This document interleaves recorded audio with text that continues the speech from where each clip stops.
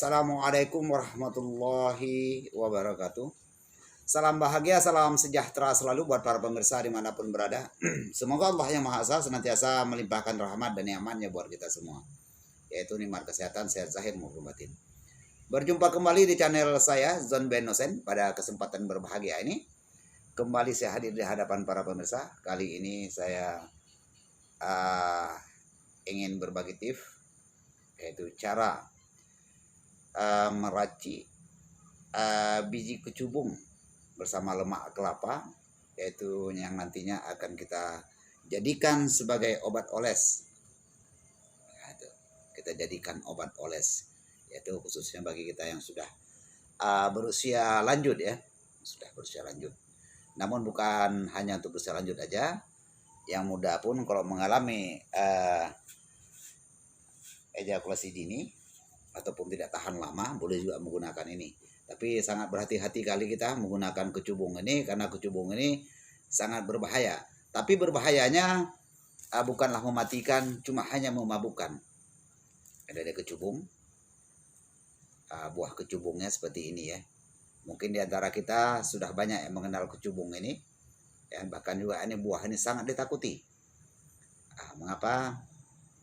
Banyak orang beranggapan ini racun. Memang racun ya, racun. Tapi bukan racun mematikan, hanya memabukkan. Jadi kalau sempat kita makan ini ataupun tertelan ya, itu ya, mungkin bisa kita mabuknya bisa jadi 3 hari 3 malam, bahkan juga bisa lebih.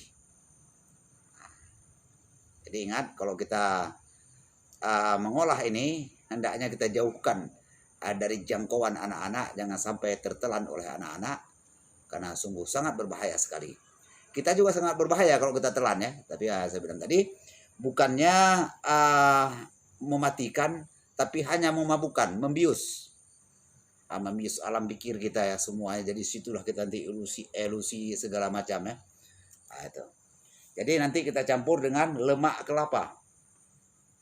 Lemak kelapa nanti akan kita belah ini kelapanya, maka kita campurlah biji kecubung ini yang telah kita haluskan dengan menggunakan batu giling.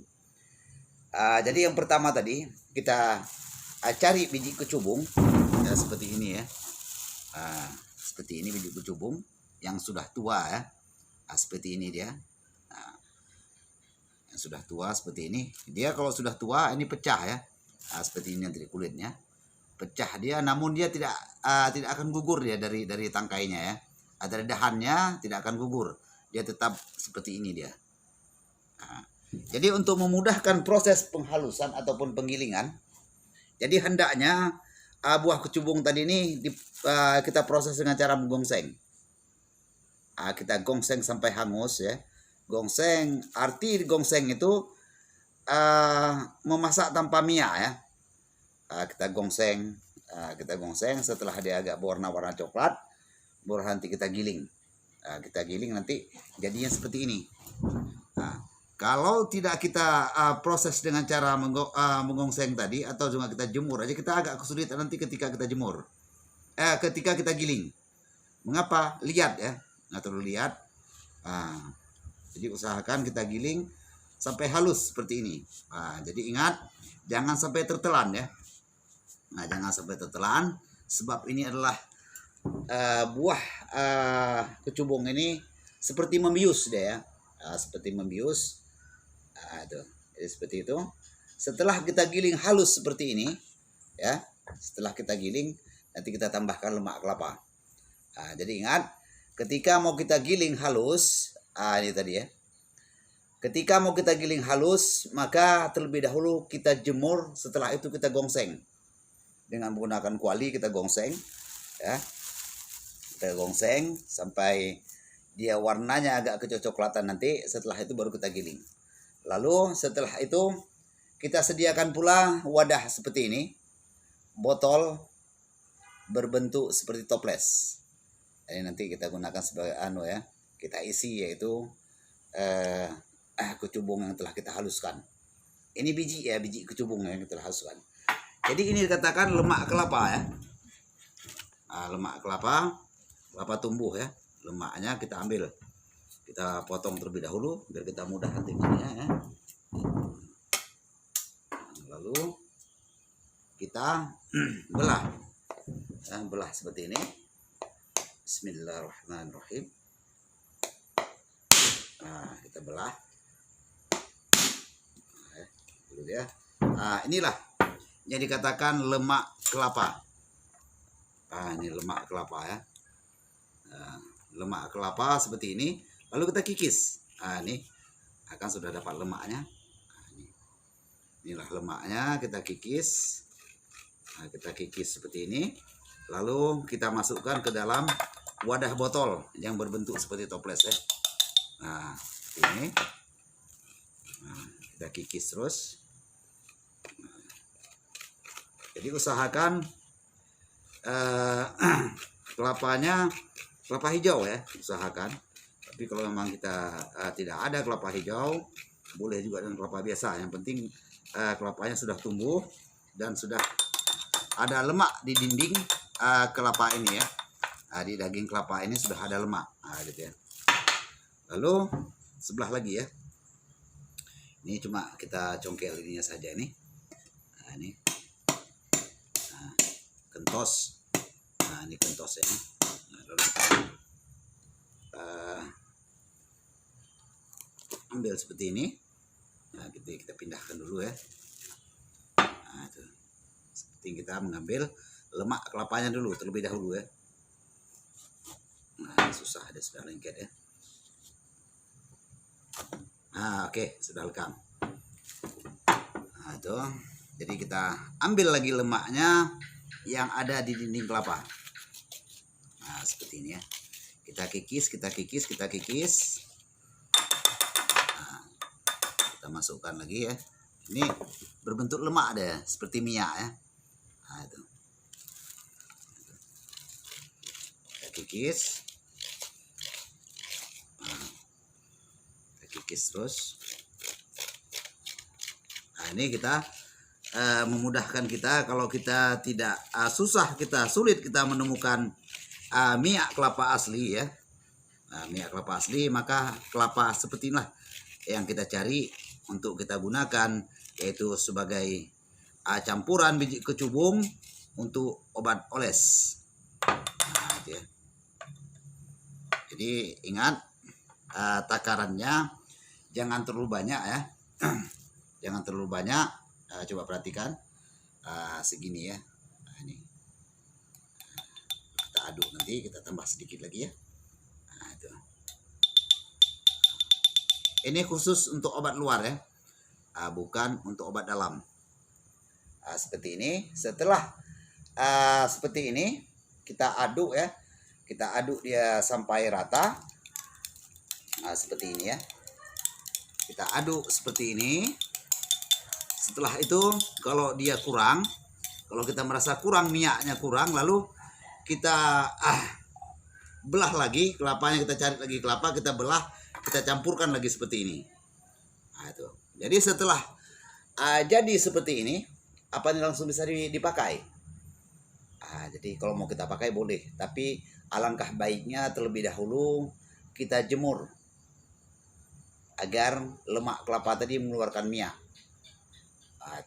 Agar lemak kelapa tadi mengeluarkan minyak. Dan juga biji kecubung ini mengandung minyak ya. Ketika kita giling, kalau dalam keadaan sudah matang dia, tetapi tidak kita jemur, hanya kita jemur aja, tidak kita gongseng. Ketika kita giling, kita kesulitan kita gilingnya karena ada liat dan berminyak. Itu jangan sampai tertelan para pemirsa yang dirahmati Allah. Apabila tertelan kita bisa ilusi ya. Jadi ini pengganti obat bius. Seperti ini. Lalu maka setelah itu siaplah ketika kita hendak berhubungan, lalu kita oles ya. Seperti ini ya. Aromanya harum ya. Kita oles seperti ini. Itu kita biarkan beberapa saat. Jadi kalau belum terasa kebasnya ya, saya tidak ada menggunakan timbangan ya, agak susah kita takar, yaitu dosis kecubung ya. Jadi kalau belum ada terasa kebas, maka tambah lagi sedikit lagi biji kecubung tadi ke dalam lemak kelapa tadi. Nanti nih akibatnya kita punya toga sakti agak kebas gitu ya. Itulah membuat kita nanti akan bisa tahan lama. Gitu. Tapi ingat, lemak kelapa dan biji kecubung yang telah kita haluskan tadi bukan untuk membesarkan dan bukan untuk memanjangkan. Hanya untuk memberi efek kebas, ya, seperti itu ya. Dan juga setelah itu dia keras gitu ya, keras dan kokoh.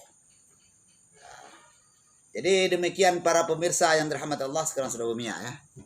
Kita anuin ya.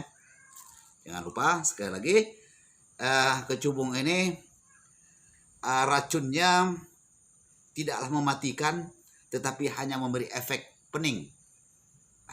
Kalau sempat kita makan, kita jadikan kopi ataupun kita jadikan rokok, ini yang betul kita campur dengan rokok, maka setelah kita isap dalam tidak sampai hitungan jam kita akan mabuk ya.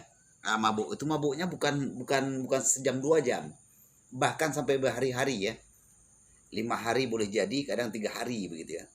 Salah-salah kita pun akan menjadi gila. Tuh kalau sempat kita makan nih, jangan coba-coba kita yaitu memakan biji kecubung ini.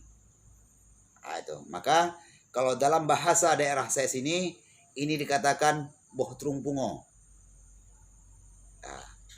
Makna pungo itu kalau bahasa kita artikan ke dalam bahasa Indonesia itu dikatakan gila. Maka itu dikatakan boh trung pungo. Gila. Jadi begitu, itulah dalam bahasa daerah, bahasa Aceh ya, dikatakan tadi boh trung pungo. Jadi jangan coba-coba kita konsumsi ini, kita akan sarap nanti ya. Jadi bagaimana dengan kulit ya, dengan kulit maka kalau dengan kulit tidak apa-apa, saya telah menggunakan ini ya, saya gunakan apa yang telah saya buat ini, saya gunakan terlebih dahulu. Itu ya. Saya gunakan terlebih dahulu. Itu. Jadi saya tidak sembarang buat, tapi saya gunakan terlebih dahulu. Itu ya. Jadi hati-hati.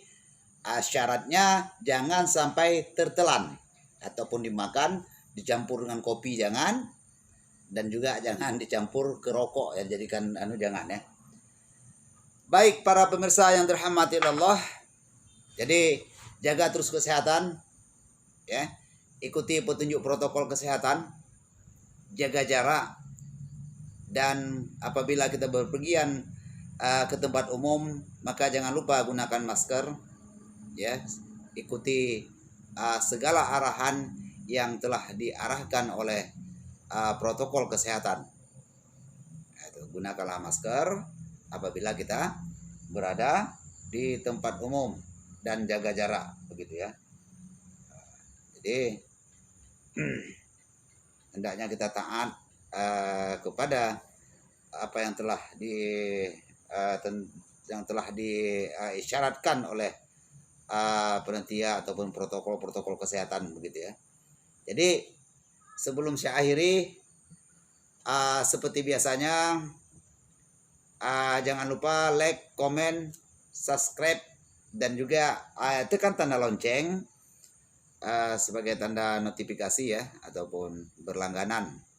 Jadi kalau memang konten ini bermanfaat, share kepada kawan-kawannya. Demikian para pemirsa yang dirahmati Allah. Jadi saya akhiri, assalamualaikum warahmatullahi wabarakatuh.